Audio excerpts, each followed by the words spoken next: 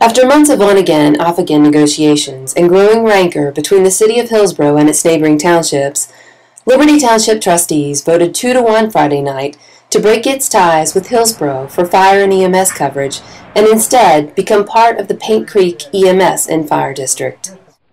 Following a lengthy public discussion and an executive session in a room at a trustee building on Moore Road near the county fairgrounds, which was growing darker by the minute due to the loss of power from Friday's storms, trustees Jerry Williams and Stephen Lurch voted in favor of making the move, while trustee John McLaughlin voted against it. Along with Liberty Clerk Jolene Walker, also on hand were Washington Township trustee Arthur Harless, Hillsboro City Council member Pete Pence, and Liberty Township resident John Griffith. Before the vote, McLaughlin and Harless strongly urged Williams and Lurch to give Hillsboro more time to come up with a counteroffer to continue providing emergency services protection. With Liberty being the largest township in question, Harless said that Liberty's decision would heavily influence what Washington and Newmarket townships end up doing. I had a person from Woodland Drive call me. Jolene heard the conversation going up there, and she was supposed to come out here tonight. And of course, they are ones that are right in the middle of this that need the protection worse because we're right in a big area. We're not like you guys way out in the open. Yeah. So that's the only thought I've got. I know, you know, what if you got if the city, there's no doubt if the city goes to Greenfield, we don't have much option. Yeah, that's right. There's no option there. But if they don't, I would like to hopefully maybe be just the township left that we can still work this out. But if we could get, but I know the deadline's coming up on putting it on the ballot too. It's now. It's it's there. And Councilman Pence suggested that a late-breaking development regarding talks with the Hillsboro Fire Union could result in another offer, and talked about the different costs that have been mentioned.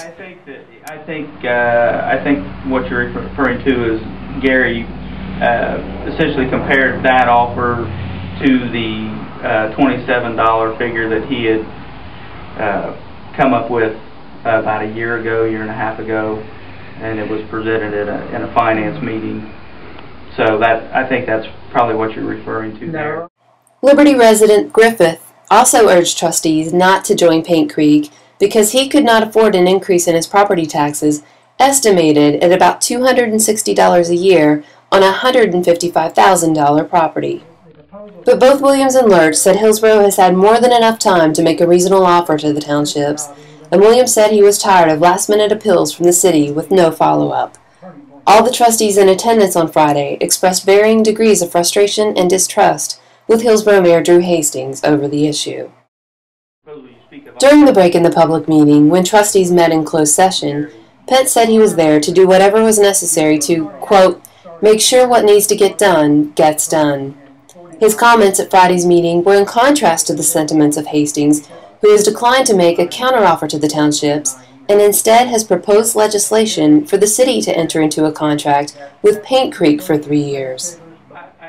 After the 2-1 vote to join Paint Creek, Washington trustee Harless left the meeting visibly agitated. Hastings said by phone late Friday night that he was happy about Liberty's decision, saying he has always encouraged the townships to join a district. Earlier in the year at a public meeting at Southern State Community College, Hastings touted what he considered the benefits of a district setup.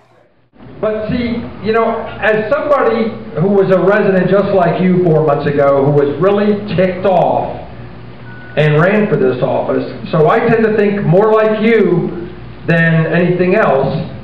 When I hear all this talk and suspicion, my mind goes right to, well, this is exactly why maybe a district makes sense, where everybody is proportionately paying the same amount with an independent board of governance, and you know exactly what's going on.